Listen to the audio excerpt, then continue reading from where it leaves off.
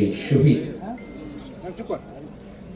পরিবার যারা আছে, জুলাই যোদ্ধা যারা আছে, জুলাই আন্দোলনের যারা শহীদ পরিবার বা যোদ্ধা আছে, তাদের যে কষ্টের কথাগুলো যে কজন ব্যক্তি, যে কজন মানুষ তুলে ধরেছেন কষ্টের কথাগুলো, এই কষ্টগুলোকে যাতে আমরা কিছুটা হলেও সমাধান করতে পারি, যাকে আমরা হারিয়ে ফেলেছি তাকে তো আমরা ফিরিয়ে আনতে পারবো না।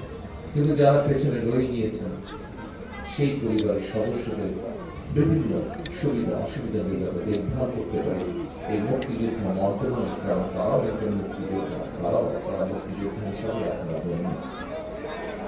৭১ সালে আমরা ৭১ সালে এই দেশের মানুষ মুক্তিযোদ্ধারা এই দেশের স্বাধীনতা অর্জনের জন্য জীবন দিয়েছে, এই দেশের স্বাধীনতা অর্জনের জন্য যোদ্ধারা ত্যাগ স্বীকার করেছিল। ঠিক একইভাবে ২৪-এ যে যোদ্ধারা যুদ্ধ করেছেন তারা স্বাধীনতা সার্বভৌমত্ব রক্ষার যুদ্ধ করেছেন। স্বাধীনতা সার্বভৌমত্ব অর্জিত হয়েছিল ৭১ সালে, তাকেই আবার রক্ষা করা হচ্ছে ২০২৪। সেজন্যই মুক্তিযুদ্ধ মন্ত্রণালয়ের মধ্যে আমরা আরেকটি ডিপার্টমেন্ট তৈরি করব, যাদের দায়িত্ব হবে এই মানুষগুলো দেখভাল করা।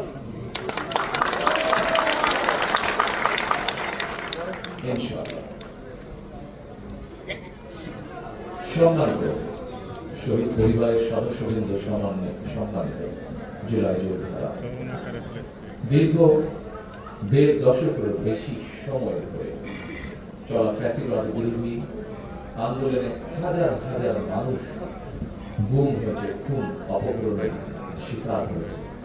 এরকম অনেকগুলো পরিবারের সাথে গতকাল আমার কথা হয়েছে, দেখা হয়েছে। অসংখ্য অগণিত পরিবার সব হারিয়ে ছিন্ন বিচ্ছিন্ন হয়ে গিয়েছে। শুধুমাত্র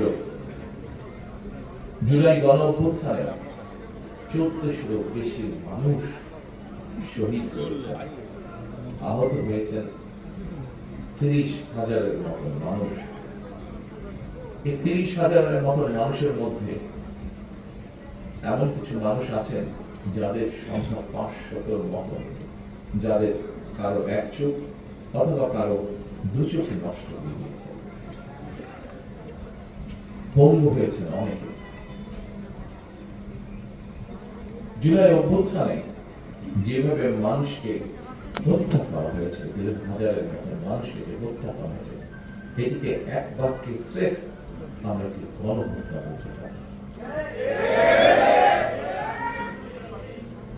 জুলাই গণ অভ্যুত্থানে যারা বিভিন্নভাবে আহত হয়েছেন তাদের অনেকেই আজকের এই অনুষ্ঠানে উপস্থিত আছেন, আমাদের সামনে বক্তব্য রেখেছেন। কেউ কেউ